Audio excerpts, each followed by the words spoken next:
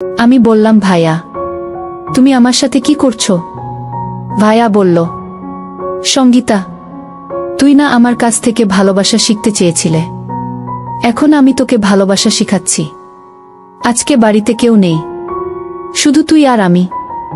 আজকে তোকে ইচ্ছামতো ভালোবাসা শিখাতে পারবো। আমি বললাম, ভাইয়া ভালোবাসা কি এইভাবে শিখতে হয়? ভাইয়া বলল, হোরে বইন, ভালোবাসা এইভাবে শিখতে হয়। এই বলে ভাইয়া আমাকে বৃষ্টির রাতে একা পেয়ে নির্জন রুমে ধাক্কা মেরে দিয়ে আমার সাথে যা করলো তা শুনলে বন্ধুরা তোমাদের মাথা গরম হয়ে যাবে। বন্ধুরা, গল্পটি অনেক অনেক ইন্টারেস্টিং। আশা করি গল্পটি শুনে তোমরা অনেক মজা পাবে। তোমাদের নিকট আমার ছোট্ট একটি অনুরোধ, তোমরা দয়া করে আমার চ্যানেলটিকে সাবস্ক্রাইব করে আমাকে সাপোর্ট করবা। হ্যালো বন্ধুরা, কেমন আছো তোমরা? আশা করি ভালো আছো। বন্ধুরা, আমি সঙ্গীতা। বর্তমানে আমার বয়স 22 বছর। বর্তমানে আমি একটি বিশ্ববিদ্যালয়ে MBA করছি। আজকে আমি তোমাদেরকে যে গল্পটি বলবো সেটি আমার অতীতের একটি বেদনাদায়ক বাস্তব ঘটনা। তখন আমার বয়স 13 কিংবা 14 হবে। আমার বাপ চাচারা মোট 2 জন। আমার আব্বু ছোট আর আমার চাচু বড়। আমার এক চাচাতো ভাই ছিল, তার নাম ছিল শুভঙ্কর। আমার আব্বু এবং চাচুর মধ্যে খুবই মিল মহব্বত ছিল। মোট কথা হচ্ছে, আমাদের বাপ চাচাদের মধ্যে খুবই অন্তরঙ্গ সম্পর্ক ছিল। আমার আব্বুর কোনো ছেলের সন্তান ছিল না। আমরা 3 বোন ছিলাম। বোনদের মধ্যে সবার ছোট ছিলাম আমি। আর এদিকে আমার চাচুর কোনো মেয়ে সন্তান ছিল না। একটি মাত্রই ছেলে শুভঙ্কর। সে ছিল খুব আদরের। ছেলেকে অনেক বেশি আদর করতেন আমার চাচা। আমার চাচাতো ভাই আমার চেয়ে 6 থেকে 7 বছরের বড় হবে। আমার অন্যান্য বোনদের চেয়ে আমার চাচাতো ভাই আমাকে অনেক বেশি ভালোবাসত। আমার প্রতি তার নজরেই ছিল। ছোটবেলা থেকেই অন্যরকম। আমিও দেখতে শুনতে একেবারেই খারাপ ছিলাম না, মোটামুটি সুন্দর এই ছিলাম। যে কারণেই আমার চাচাতো ভাই, আমি যখন কোনো কিছু বুঝতাম না তখন প্রায় বিভিন্ন সময়ে খেয়ালিপনার চলে আমার সাথে বাজে আচরণ করত। আমি এটাকে তেমন বেশি কিছু মনে করতাম না। আর ভাইয়া সব সময় আমার সাথে হাসি মুখে কথা বলতো, আমাকে খুশি রাখার চেষ্টা করত। তাই আমি ভাইয়ার এইসবে বিরক্ত হতাম না। আমার বয়স যখন 6-7 বছর, তখন ভাইয়া প্রতিদিন আমাকে দোকান থেকে মজা কিনে দিত। চিপস, বিস্কিট, চকলেট আরও বিভিন্ন কিছু কিনে আমাকে দিত। আর শুধু আমার প্রতি অপলক দৃষ্টিতে ভাইয়া চেয়ে থাকত। তখন আমি ভাইয়াকে বলতাম, ভাইয়া তুমি আমার দিকে এভাবে চেয়ে থাকো কেন? তুমি এভাবে চেয়ে থাকলে আমার খুব ভয় লাগে। তখন ভাইয়া আমাকে বলতো, আরে লক্ষ্মী হীরা মানিক, কলিজা আমার, তোমাকে আমার খুব ভালো লাগে। যে কারণেই আমি তোমার দিকে চেয়ে থাকি। মন চায় সারাদিন তোমার দিকে চেয়ে থাকতে। তুমি বোঝো না কেন সুন্দরী? তুমি আমাকে ভালোবাসবে। তুমি যদি আমাকে ভালোবাসো তাহলে তোমাকে আরো আরো অনেক বেশি চকলেট কিনে দিব। আমি তখন ভাইয়াকে বললাম, ভাইয়া ভালোবাসা কি? কিভাবে ভালোবাসে? আমাকে একটু শিখাবে। তখন আমার বয়স ছিল 7 থেকে 8। ভাইয়া আমার মুখ থেকে এরকম ধরনের কথা শুনে আমাকে বলল, হ্যাঁ সুন্দরী, তোমাকে তো আমি ভালোবাসা শিখাবই। তুমি আরেকটু বড় হও, তাহলেই তোমাকে আমি ভালোবাসা শিখাতে পারবো। এখন তো তুমি ছোট্ট, ভালোবাসা কি তা তুমি বুঝবা না। আমি বললাম, আচ্ছা ঠিক আছে ভাইয়া, তাহলে আজকে সন্ধ্যায় আমার জন্য অনেকগুলো মজা আনবা, কেমন? ভাইয়া বলল, ঠিক আছে ম্যাডাম, আজকে তোমার জন্য অনেকগুলো মজা নিয়ে আসব। তারপর ভাইয়া বাজারে চলে গেল। বাজার থেকে সন্ধ্যায় আসার সময় আমার জন্য অনেকগুলো মজা নিয়ে আসলো। মজা নিয়ে এসে আমাকে ডাক দিল, কিন্তু আমাকে ভাইয়া কোনোভাবেই মজা দিচ্ছে না। আমি বললাম, ভাইয়া আমার মজা কোথায়? তাড়াতাড়ি আমাকে মজা দাও। ভাইয়া বলল, এই দেখো তোমার মজা, কিন্তু তোমাকে আমি মজা দিব না। আমি বললাম, কেন ভাইয়া? আমি কি করেছি যে আমাকে মজা দিবে না? ভাইয়া বলল, তুমি কিছুই করো নাই, কিন্তু তোমাকে একটা কাজ করতে হবে, নাইলে আমি তোমাকে মজা দিব না। আমি বললাম, ভাইয়া কি কাজ? ভাইয়া বলল, এদিকে আসো, তুমি আমার কাছে আসো।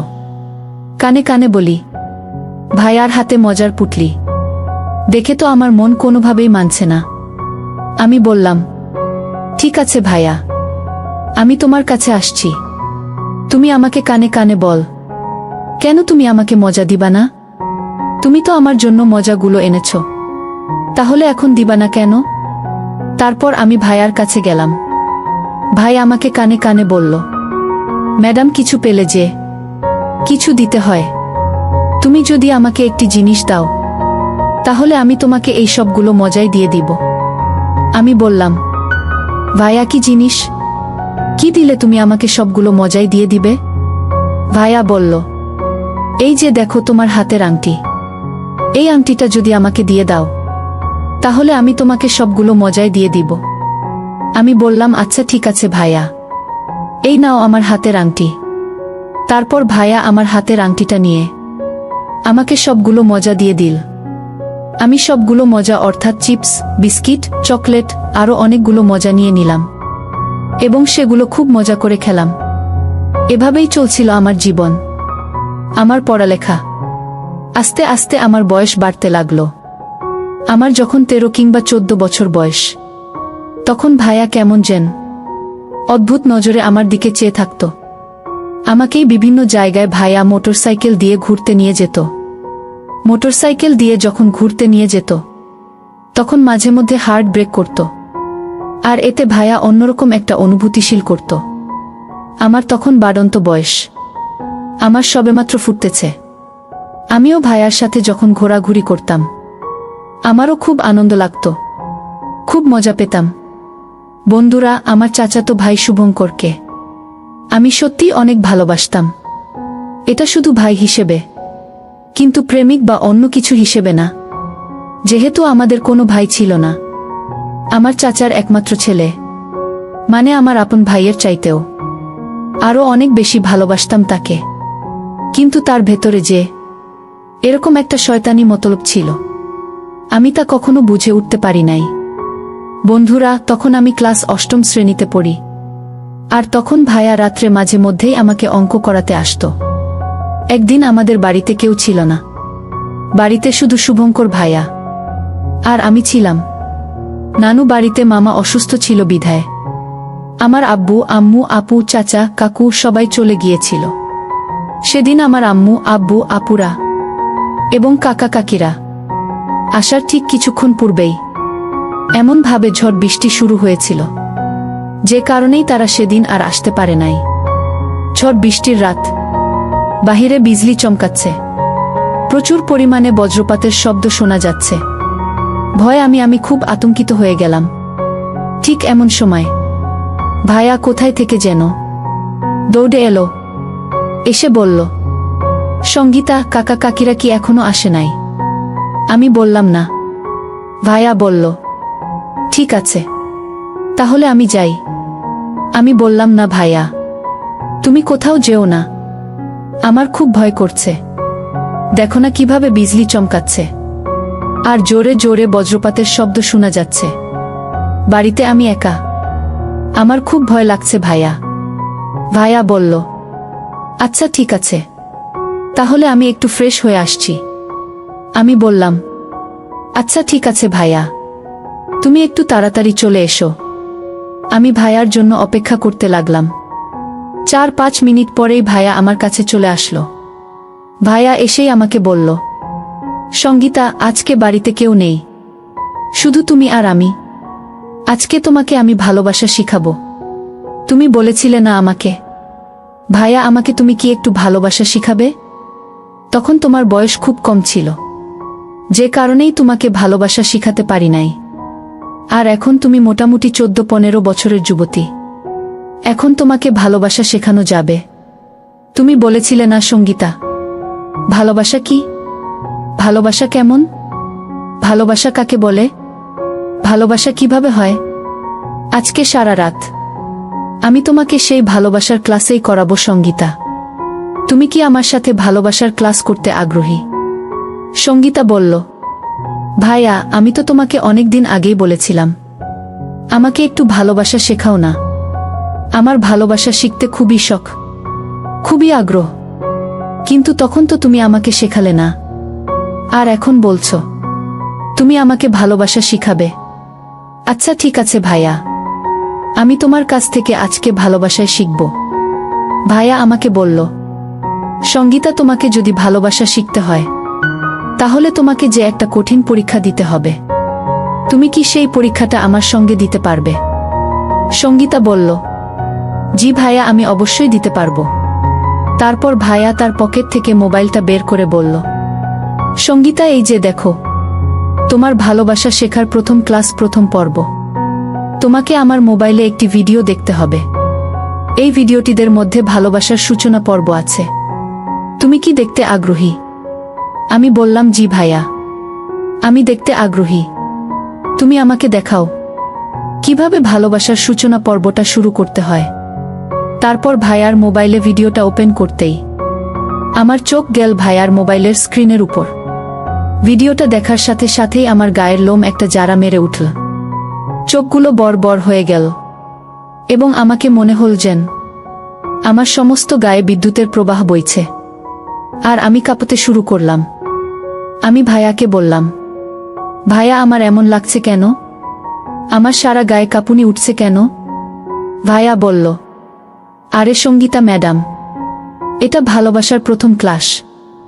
ভালোবাসা শিখতে হলে প্রথম এই রকম শিক্ষা সবারই পেতে হয়। তখন ভাইয়া বলল, সঙ্গীতা, এই দেখা আর একটা নতুন ক্লাস। এটা দেখলেই তোমার আরো ভালো লাগবে। একবারে পরিপূর্ণ ভালোবাসা শিখে ফেলতে পারবে। আমি খুব মনোযোগ সহকারে 10 মিনিটের একটা ভিডিও ভাইয়ার সামনেই খুব ভালো করে দেখলাম। দেখার পর আমার কেমন জানি শুরু হয়ে গেল। আমি অনুভব করলাম আমার অবস্থা খুব খারাপ হয়ে যাচ্ছে।